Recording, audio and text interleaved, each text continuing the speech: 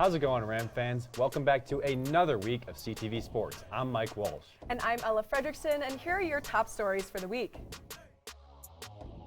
CSU Football finally finds themselves in the win column, taking down Nevada in Reno 17-14. Our show producer and newly transformed sports reporter Greg James joins us in the studio to tell you all about the CSU Polo team. And finally, Hot or Not returns as we once again make our picks for an upcoming slew of interesting contests. All that and more right here on CTV Sports, which starts right now.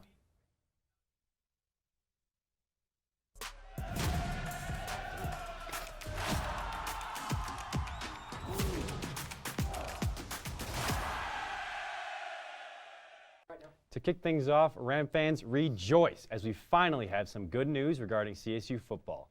The Rams went into Reno, Nevada this past Friday and captured their very first win of the season in an absolute nail-biter with the Wolfpack. And the competitive spirit was in the air for both players and coaches. Yes, even the coaches were going at it from the very start. Apparently, the tension between Jay Norvell and Ken Wilson never simmered since last December when Wilson took shots about Norvell for leaving CSU and players following him. The heated emotions were evident as we see here with both coaches arguing well before kickoff. Whether you're a Norvell defender or not, I don't like this symbolization for college football as a whole. Usually you want to leave it on at least a decent terms with your former program. Nonetheless, fortunately for CSU, Norvell and company did get the last laugh when it was all said and done. The defense was the sole factor in this one as the Rams struck first courtesy of this pick six from cornerback Aiden Hector. But the defense wasn't done yet as in that same quarter, Rams defensive end Mukendi Wakalonji scooped up a loose ball and ran it 50 yards to the house. A complete collapse by the Wolfpack offense. But they did answer with two quality drives materializing in the second and fourth quarters that resulted in easy touchdown runs at the goal line to notch it up at 14. And despite CSU going on a dry spell for two whole quarters with almost no offense showing, the Rams were able to capitalize when it mattered with some late game heroics from kicker Michael Boyle. And we wish we could say that this was an easy chip shot field goal for him, but we would be lying. The CSU kicker had us all on the edge of our seats, and at first he missed badly, wide left. However, there was still hope for the Rams as a yellow penalty marker was thrown on the field and we were saved. The Wolfpack hit the CSU kicker and allowed Boyle to try again, and this time he nailed it. And as you can see here, the excitement was everywhere. The entire team went crazy as they celebrated their very first win of the young season. As I talked about earlier, this one was all about the defense, but that doesn't mean our offense was bad. CSU did run for a total of 177 rushing yards, averaging 5.4 yards per carry, compared to Nevada's 115 and 2.9 respectively. That said, the Rams couldn't throw the ball at all, losing in that category 244 to just 78. And the Wolfpack were able to move it more effectively, capturing 6 more first downs. And in the end, the Rams definitely put up some better numbers and proved that they don't need Fort Air Raid to win games, but they definitely can still improve quite a bit. In any case, Norvell was pumped about the win and adamant that this team has to count on each other, and that this also might have been one of his favorite wins ever. Here's what he had to say to his players in the locker room. We've been talking about loving each other and playing for each other, and that was the greatest sign I've seen. It's probably one of the greatest wins I've ever had. I'm just telling you. The Rams look to feed off of this energy and momentum into their next matchup, which happens to be Colorado State's homecoming game against Utah State. And of course, CSU fans are stoked about this win, but I think they might be even more excited if they can steal another one at home during this special weekend. And football wasn't the only sporting battle the Wolfpack over the weekend. CSU soccer also traveled to Reno for a Sunday afternoon showdown. Unfortunately for CSU faithful, though, I have some bad news. The unbeaten streak of over 3 weeks came to a flaming defeat as the Rams surrendered a pair of goals and fell to the Wolfpack 2-0. That marks now the 6th time in the Rams season where they've been shut out. That being said, there was clear effort throughout the roster to try and break the scoreboard.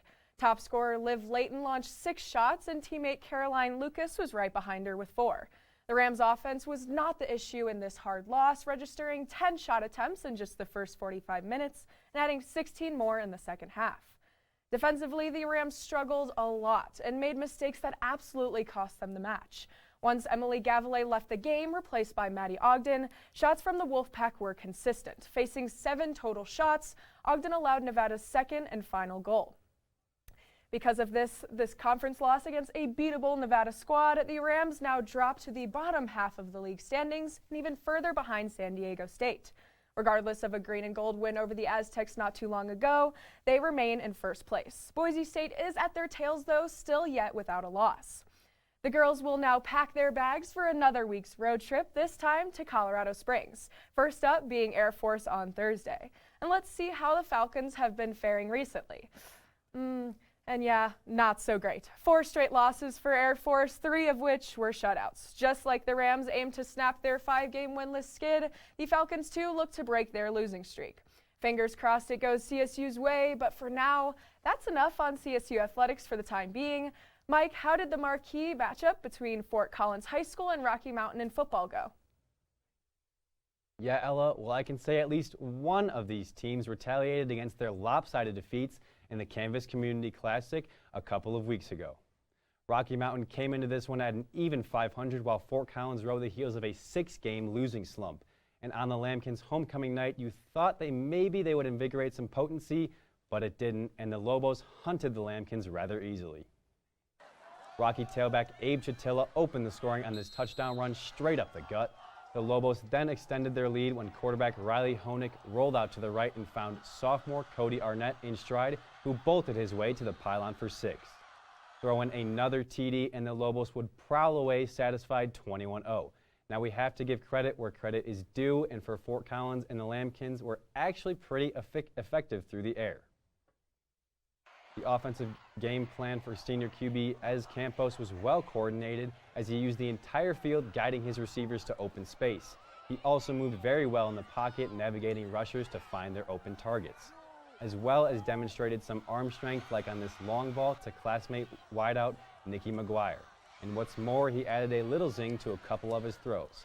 Overall, Campos made the night at least somewhat entertaining for Lambkins fans. Putting aside passing, the Lambkins were stuffed on the ground, accounting for -9 yards as a team. So maybe that better explains why the score ended the way it was. But now, back to CSU athletics. Ella, how did volleyball fare in their highly anticipated contest with San Jose State? Well, Mike, I can't say they didn't fight their little hearts out. Entering Saturday afternoon, both the Rams and the Spartans were the lone undefeated teams in the Mountain West. But unfortunately for one team, just a few sets later, that fortune would change. And the team that left 6-0 was indeed the mighty Spartans in a competitive 5 sets. Now, although second is not a horrible place to sit, in my opinion, CSU should have come away with the win. But before I dig deeper into the lackluster areas from the Rams, let me start with the stuff they were unable to control. The defensive presence from the away team was unlike any other. Spartans libero Sarah Smevog, who also happens to be the top libero in the league, came away with 24 digs. Smevog also had multiple teammates finish in double-digit dig figures with her, something that is very, very rare. To put it in numbers, out of the Rams' 159 attack attempts in 5 sets, over 45% of them got dug up. Not only that, but the brick wall set up on top of the net by the Spartans' front made it difficult for the Rams to find much space, seeing 13 of their kill attempts denied by blocks. The Spartans didn't really play a clean match either, though, mustering 20 errors on the afternoon.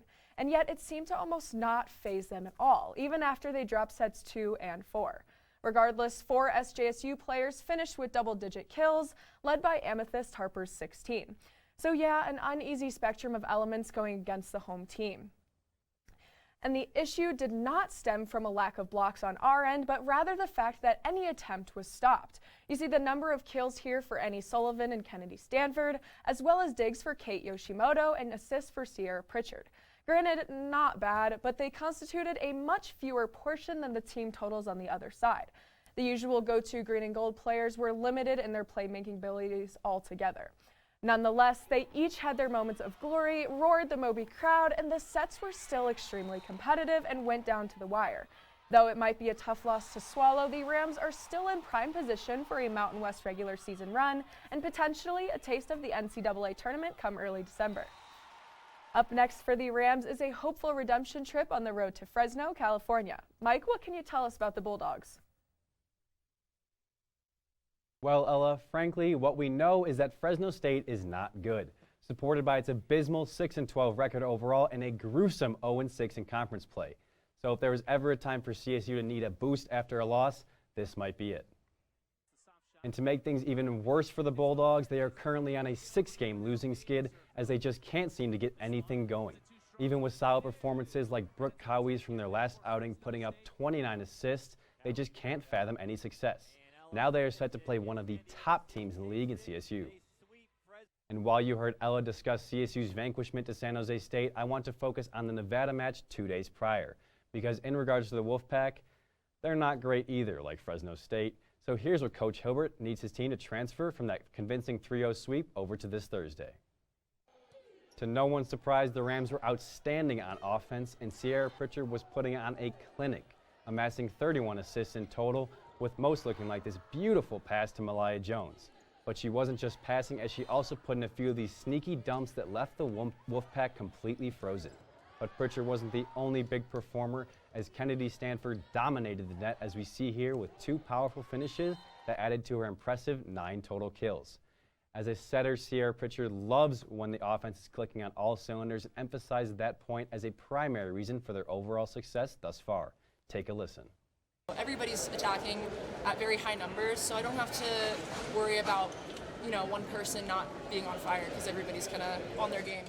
So after a nice win on Thursday and a tough loss on Saturday, the Rams hope to build on all the positives. From the accurate passes to the forceful attacks, let's see if the Rams can climb back to the top because they're only 1 game behind. When we come back, we've got a pair of feature stories to share with you, starting with a special on football's own equipment manager. Plus, we'll break the ice with a summary of hockey's doubleheader against Missouri State. All of that and more right here on CTV Sports.